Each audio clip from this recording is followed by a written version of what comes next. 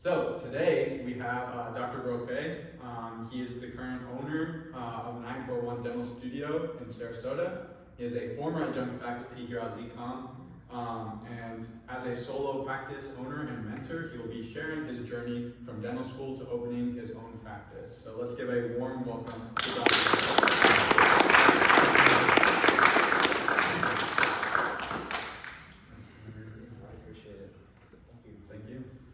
Thanks everyone. Thanks for being here. I know what it's like. You have like a whole day of concentration and then have to do like a lecture or some type of other event where your brain feels fried. So I appreciate y'all being here. I know it took something. I feel like I have something for you today. I have my mentor who will be stepping in here in a little bit, here in a few minutes. He's my childhood mentor, dentist, who's now probably 35, 40 years in the game. I only have 10, 11 years experience, but we're gonna go over kind of like Kyle approached me. He wanted me to talk a little bit about business and leadership and just kind of my path to practice ownership. So we have a couple topics to cover. We have an introduction about me. I feel like that's a little story. Maybe you guys could get some similarities out of it. Talk about my time as a corporate dentist, and then my time in my private practice associateships, leading up to transitioning to owning 941 Dental Studio, business and marketing strategies, lessons learned and advice that I've learned along the way, where I see the future of dentistry, and then we'll leave a little bit of time for questions and answers. Maybe me and Dr. Dorociak can collab that part. This is actually a funny, might be thinking like, who is this guy? He's got teeth, saying stuff in his lecture. This is actually something me and one of my colleagues, friends did at Siesta Key. So we sculpted that up. It was probably like the size of this table. We put some anatomy in it. It was like 5.5 hours. I don't know if you could see. There's like a little seaweed. There's a little seaweed in between the embrasures of the teeth. So that's actually hanging out in my office. We called it "There's Something in Your Teeth." So that was kind of cool. It's kind of cool for patients to walk in and see that and kind of talk to them a little bit about how I sculpted that, and so it makes them curious. So here I am. Over the years, I don't know if there's any Sarasota born or Sarasota raised people in here, but I went to Booker High School. That's in Sarasota, Florida. There I am, there high school, graduation. I originally was in the pre-law academy, but through series of events like mock trials and all the studies, I got kind of deterred from that. And concurrently, there was one of these career counselors coming in, and they gave us a test, and it generated our best interests according to our answers, and it generated #1 dentistry. So I was sitting here, 10th grader in high school, pretty destined and a lawyer to be. Got smoked in this mock trial, and it was kind of like one of those, I don't know if I really like this kind of moments in my life.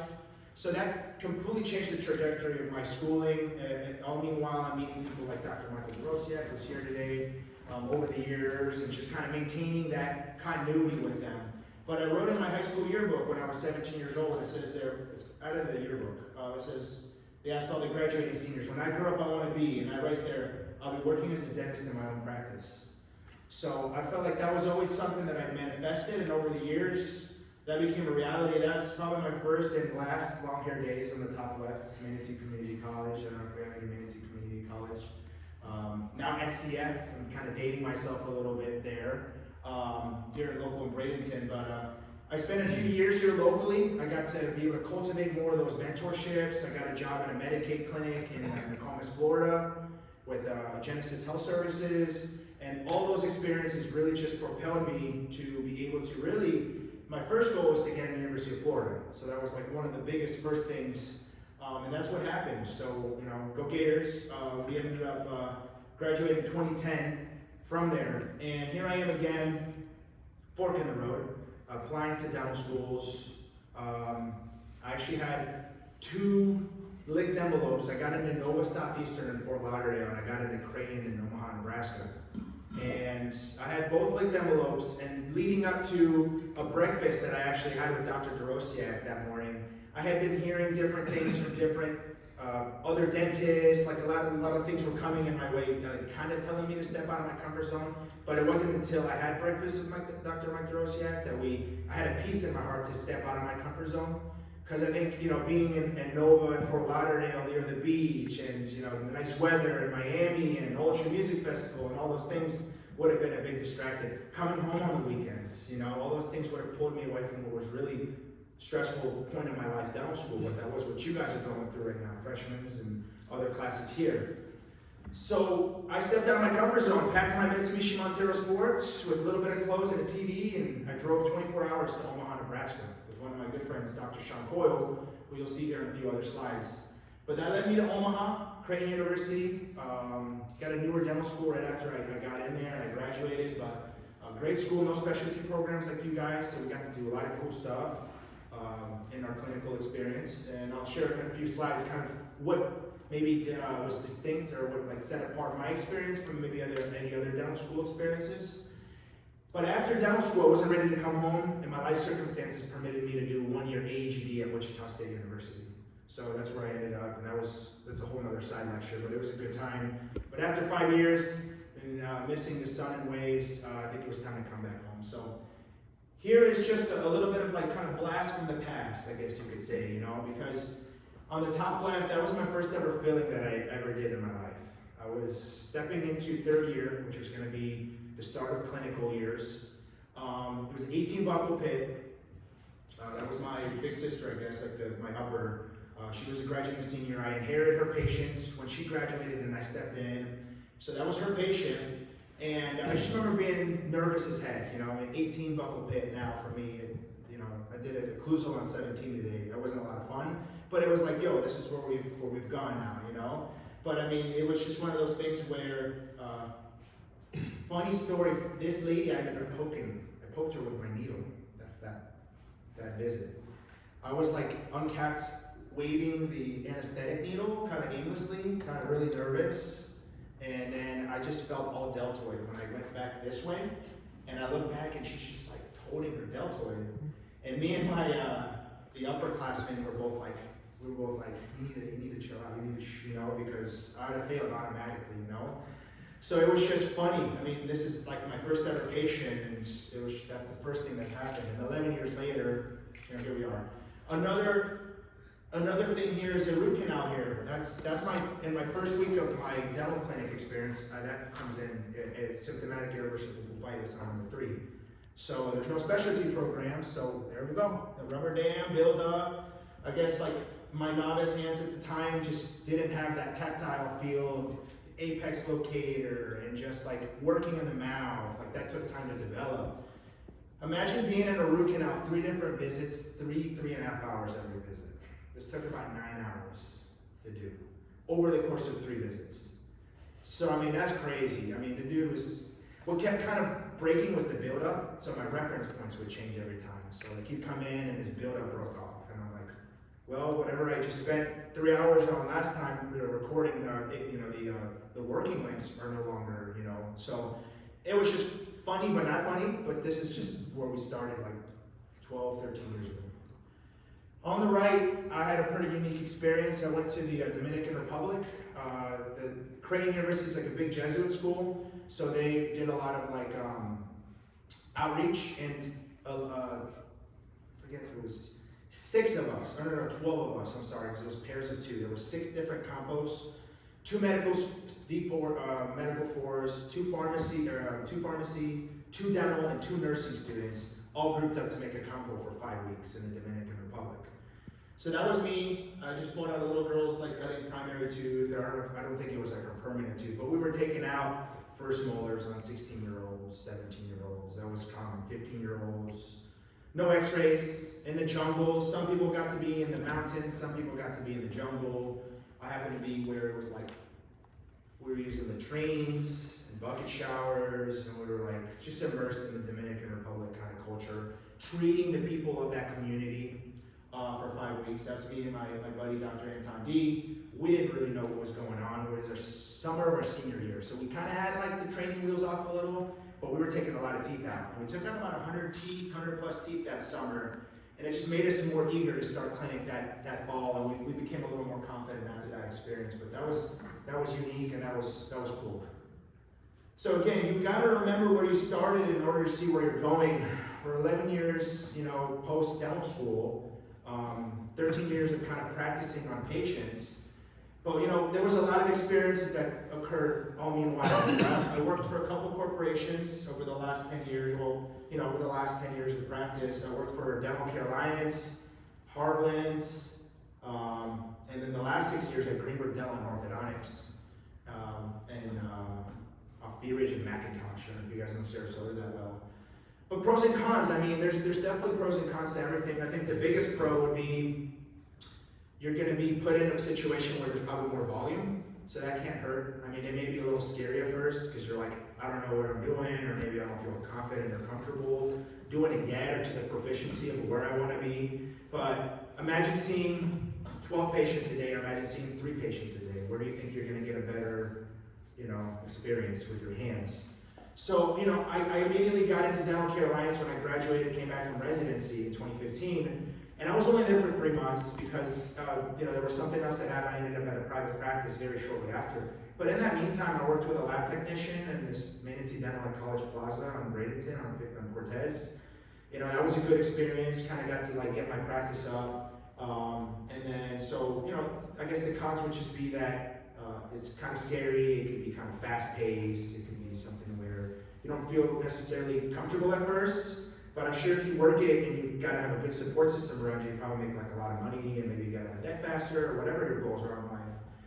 What I learned is that it just takes practice. It takes practice makes perfect. I know it sounds cliche, but it's just one of those things where corporate dentistry can be cutthroat. It can also be, you're looked at as a number, like to them, maybe the corporations looking at their dentists as numbers. You're replaceable. It's very cutthroat there, So. All these skills that I learned at all these practices were not in vain, and these practices that I worked at. At Heartlands, I worked at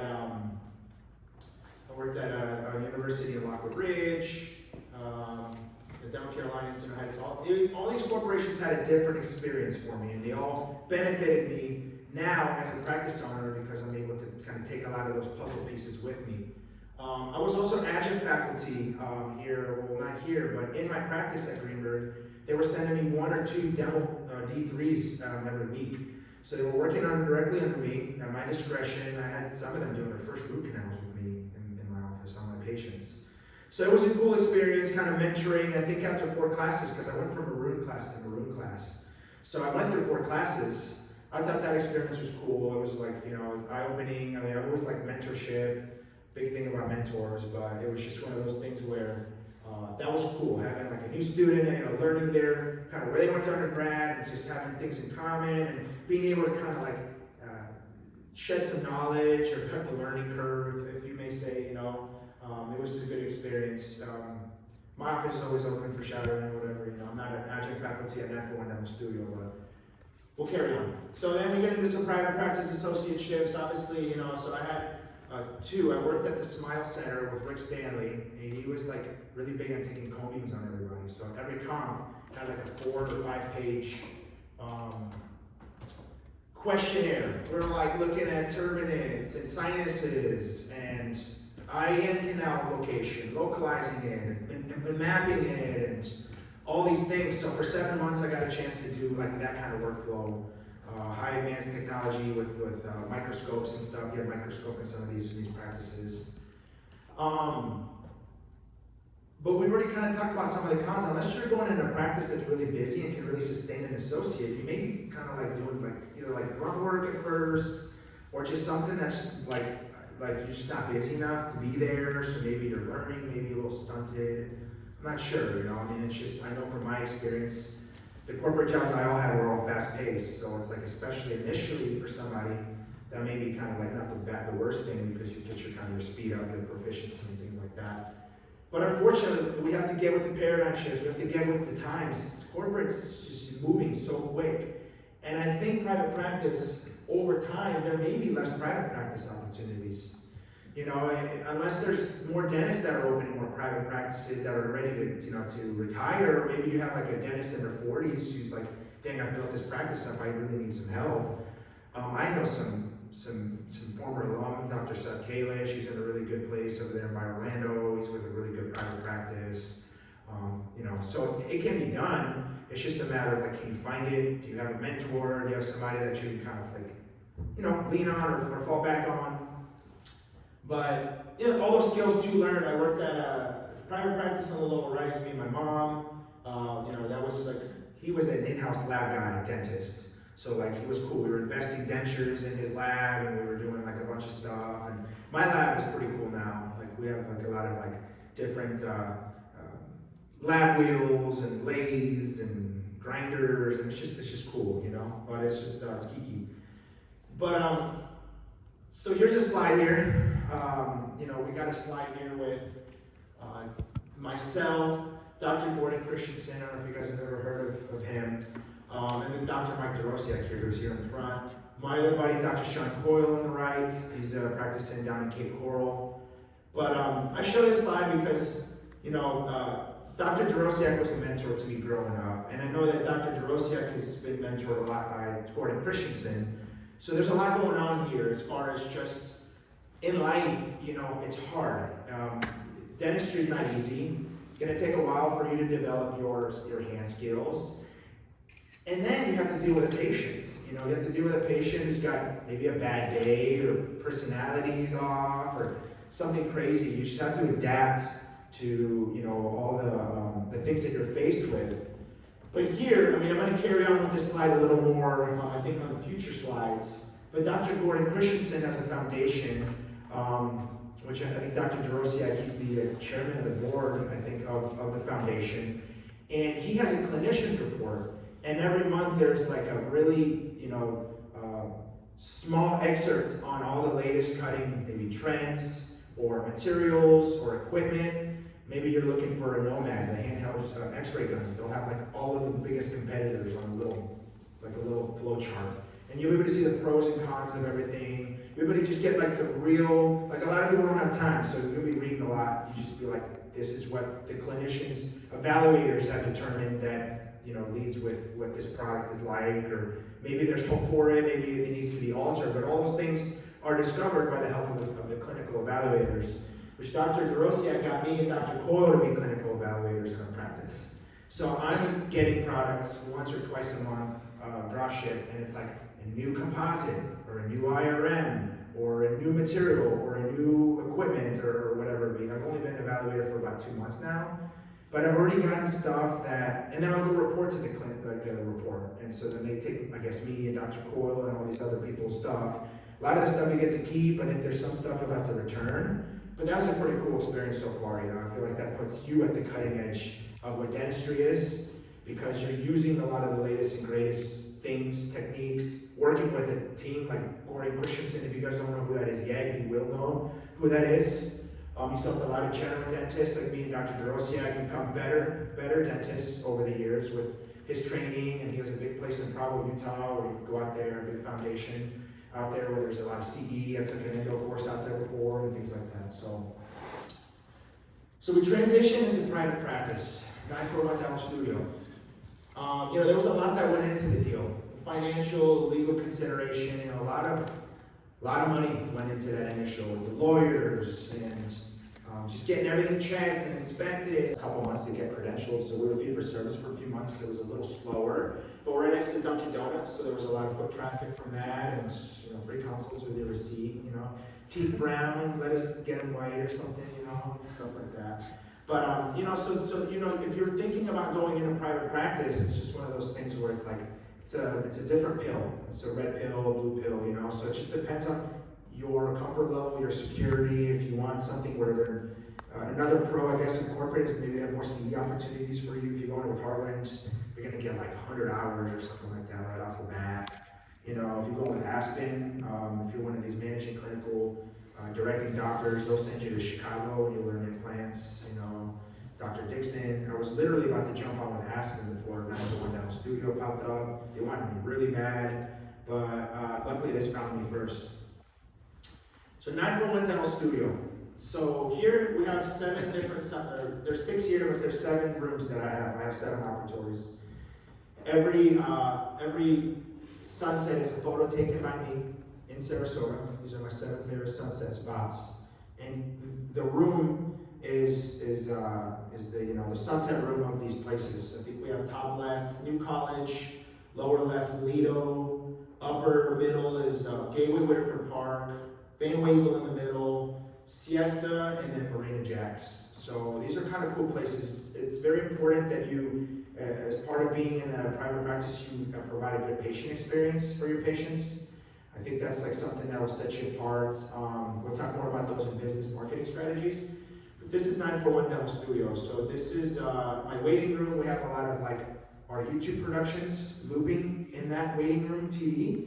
So it's kind of cool. Instead of playing like a generic Michael Bublé like Christmas playlist or something like that, we have like our own productions. And my social marketing girl is also a really good assistant, a graduate of the dental assistant program. I was able to kind of like identify her, and I was like, okay, like I can't let this one go. So she came in with me, and she's really good at social marketing too. So we have a lot of productions. I'm going to show you a transformation here in a little bit, a couple slides of a patient where we were able to change his life. I think for now, we still need a lot of maintenance for him and a lot of compliance.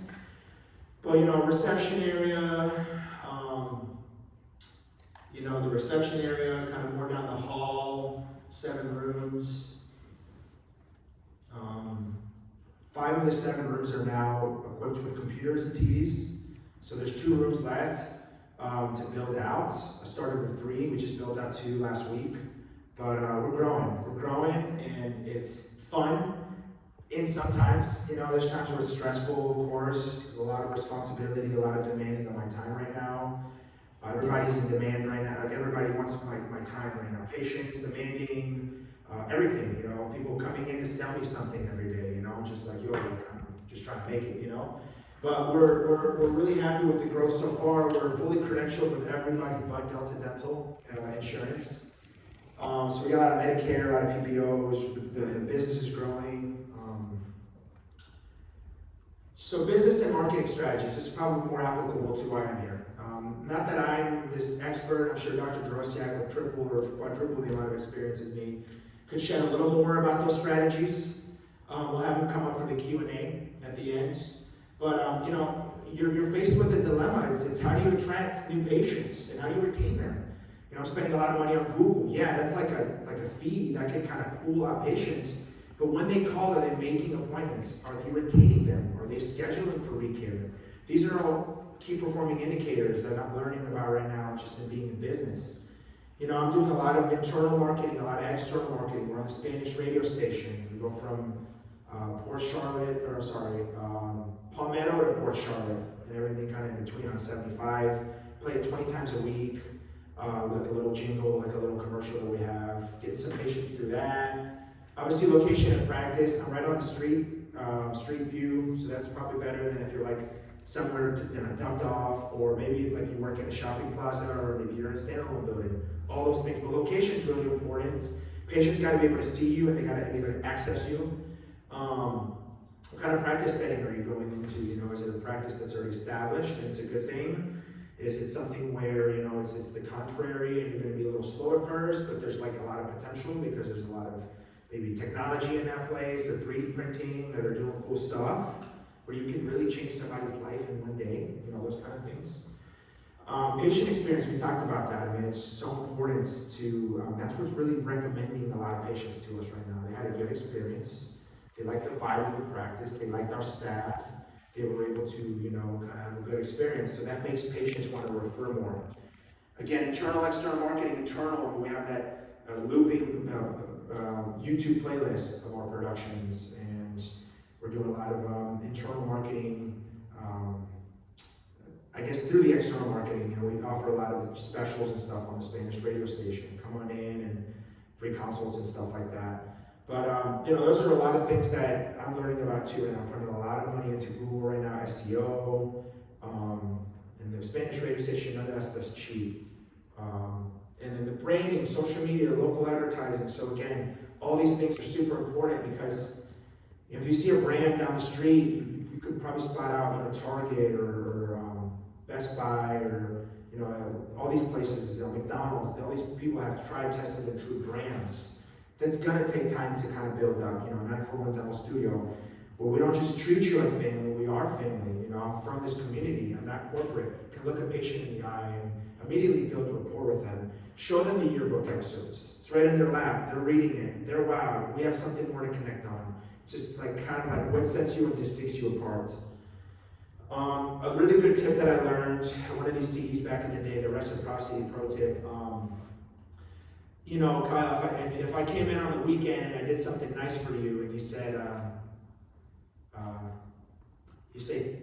thank you, the normal response is probably like, you're welcome, or no problem.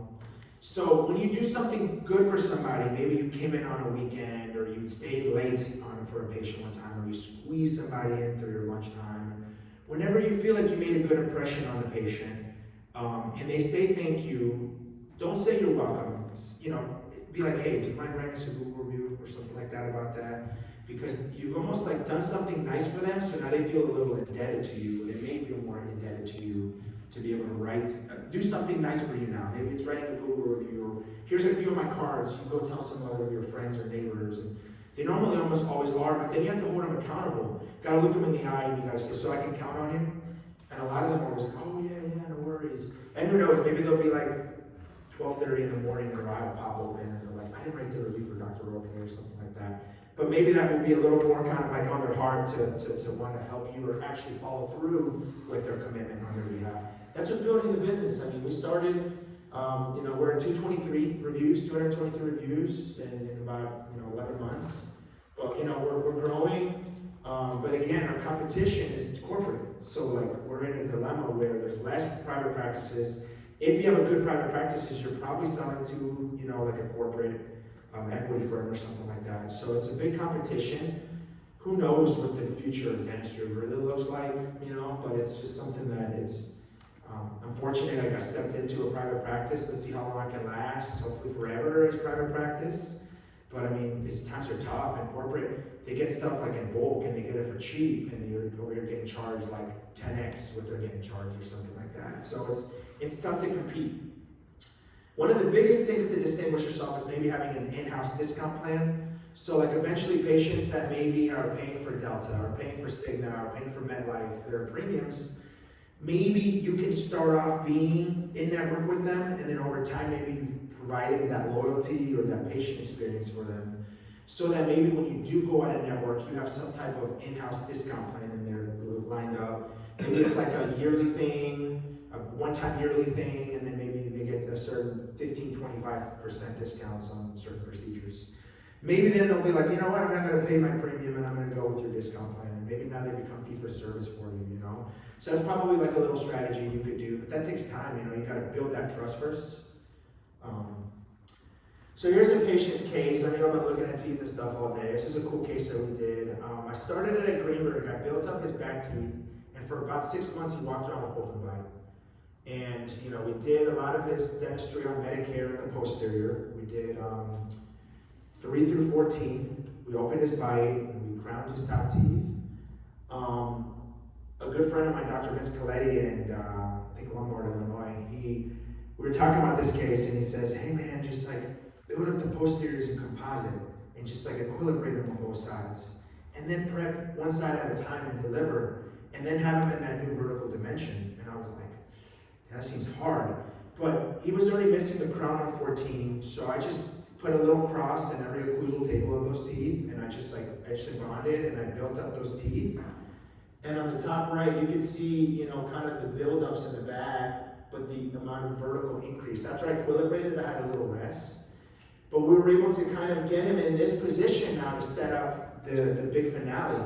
So we went in, and I don't know if anyone knows Dr. Alan George, he helped me prep one of these teeth. He helped me prep number 3, I think it was. So that's his prep on 3. Dental student, first week with me or something like that, the week with me, whatever. So we got him in the mix. At that time, I only had 3 through 5 and 12 through 14 prepped.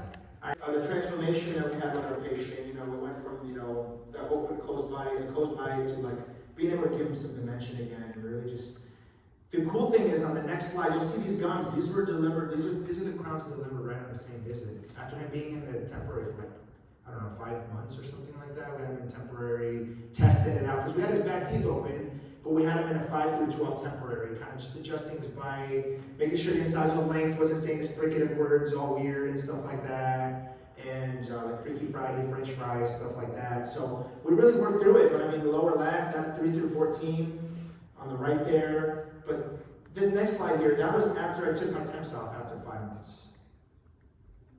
And we talk about predictability in dentistry. If we're not predictable, we are going to suffer because we're in a field that's dog eat dog. And you have a lot of competition, you have patients that have high demands, high expectations. And if things aren't predictable, then you're going to be deterred, I think, in the long run from maybe stunting your growth or giving you the confidence that you need to spread your wings and fly. But after we spent a lot of time with that temporary, really polishing and kind of really those gingival embrasures on that temporary, it was all one unit, 5 through 12.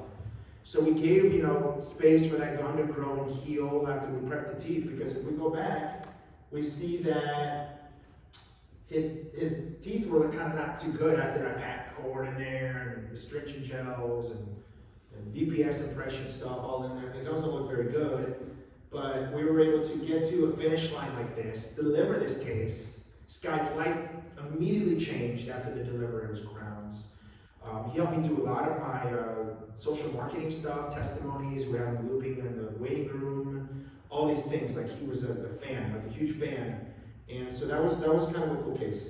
Really briefly, because I need to see my time. What's the time? 47. Okay. It's a 6:15, right? 6. Okay, so I'm gonna go kind of quick. This is a case, 53-year-old denture. You probably paid 50 cents an arch back 53 years ago, to get those dentures made. But look at that thing, man. It's class 3, just fatigue can talk. So I want to show you real quick how we would pour and mount. I mean, you guys, I don't know if you guys know what this is, but this is actually a case from today. How am I gonna replicate that? When we talked about predictability, how do we make this predictable? Am I going to go start from custom trays and impressions and wax rims and try to reinvent the wheel? This guy's been comfortable in his job position for 53 years. He's been in a denture since 19 years old. So we ended up taking a wash impression of his denture. There's no better custom tray than their actual denture. Took a wash impression, we poured it out, we put some notches, we used separating agents, we mounted it, we marked the incisal edge of what was, and then we took everything apart and now had him in his new vertical dimension, or his comfortable vertical dimension. So we skip out custom tray, we skip out jaw relation, we go straight to wax trident next visit. And we're not reinventing the wheel. So I'm hoping, because he's got old schools and I'm only gonna give you $200 today, and if I don't like the wax trident, I'm not gonna accept or something like that. And I was just like, okay, I don't have a lot of room for error here, So let's see what comes back, but that was kind of cool from today. So what I've learned is, what I wish I did for my practice is that no one's going to really care about your private practice but the owner yourself. There I am, leaf blowing. We had this crazy leaf stuff going on. It was like Armageddon of leaves in front of my entranceway. So I'm out there, kind of slow. I'm out there with leaf blowing. Somebody got a photo of me. Because me and my practice, 941 Dental Studio. Again, we talked a lot about private practice. You've got to just know what you're getting yourself into, knowing the practice, really asking those hard questions. How many new patients are we seeing a month? Things like that. Because if you see 5 new patients a month and you're working with another dentist, that's going to be tough for you to make it. Maybe they're seeing 15, 20 new patients a month, and maybe that's a little more room for growth for you. A group practice, that's kind of what I'm striving for, to creating at 941 Dental Studio, some part-time oral surgery help, sometimes once a month only, he kind of helps us with some of the more complex cases. I think Dr. Dorociak would agree, there's nothing wrong with investing in yourself. CE, all these things ultimately are going to be your backbone and your foundation on your clinical experience and how you treat your patients. Importance of networking and mentorship, again, having Dr. Dorociak here, real special. It's been a lot of years, but you can't put a price tag on mentorship and just all that wisdom and knowledge that I was able to receive from not only him, but many, many mentors over the years. Yeah, I mean, when I wish for finding my own practice, I mean, it's just, I guess I knew it was going to be an animal. I went from like having free time 3 days, bougie, like 8:30 to like 3:30 schedule, incorporate, like 4 days a week, to like now I'm working like 10, 12-hour days sometimes, really high demand. So especially initially right now as we're building the foundation. But the future of dentistry, this is the trifecta of digital dentistry, the cone beam, the DICOM, the STL file for the, well really it starts with the scan and the cone beam to marry the two. Now with a lot of AI, we can design a lot of things and then 3D print them in Office. So we have a 3D printer in Office. I haven't used it yet, but hey man, build it and it will come, So we got it set up. It's ready to go. We have some model resin. We can pour up, I guess, 3D print some study casts if we wanted to. But we're really envisioning maybe doing some all-on-X cases there and 3D printing some teeth, some overdentures that we're bolting in, using photogrammetry, I'll be able to pick up. Not mine, but there's some labs that will help you come do that, convert the case in lab and in-house.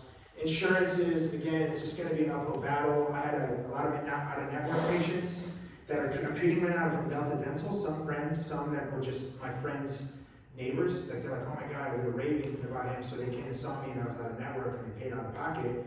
But like, I went and had like a conversation with Delta Dental today, and they were like trying to like kind of get me in there. Like I was like, hey, I hear that my patients are out of network having issues because they couldn't recognize me and their whatever. And they're like, yeah, we just need to do one sheet, but we're also going to send you the fee schedule and also like see if you consider signing up and being in network. And I was like, no, I'm good right now, this and that. But it was just one of those things where insurances, man, it's like that wolf in the room, man. They'll take you out, they'll put you under if you're not vigilant enough. Less private practices, more grouping in numbers, more group practices. Robots, they have different implant robots now, different types of technologies. My buddy, another graduate, Dr. Nathan Estrin, very honest. He was really big in exosomes, PRF, stem cells, all that stuff. It's making a big shift in dentistry, how we maybe practice it in the future. I've been using a lot of this Equiforte glass ionomer. It's something that I kind of picked up from Dr. Dorociak. It's kind of like there's a lot of studies where they show a lot of polymerization shrinkage, especially in your box of your MODO. And that's where you get recurrent decay. So if you're able to put in a compound in there that's wet resistant, so if there's a little blood, if there's a little saliva, you're not so stressed out about composite not bonding right, and then you're 6 months to a year later redoing the filling.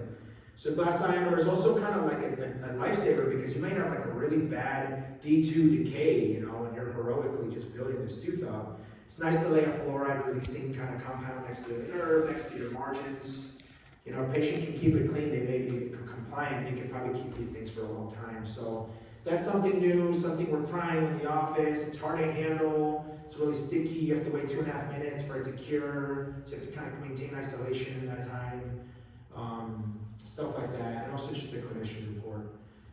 But here we go again, guys, thanks for your time. This is my contact information.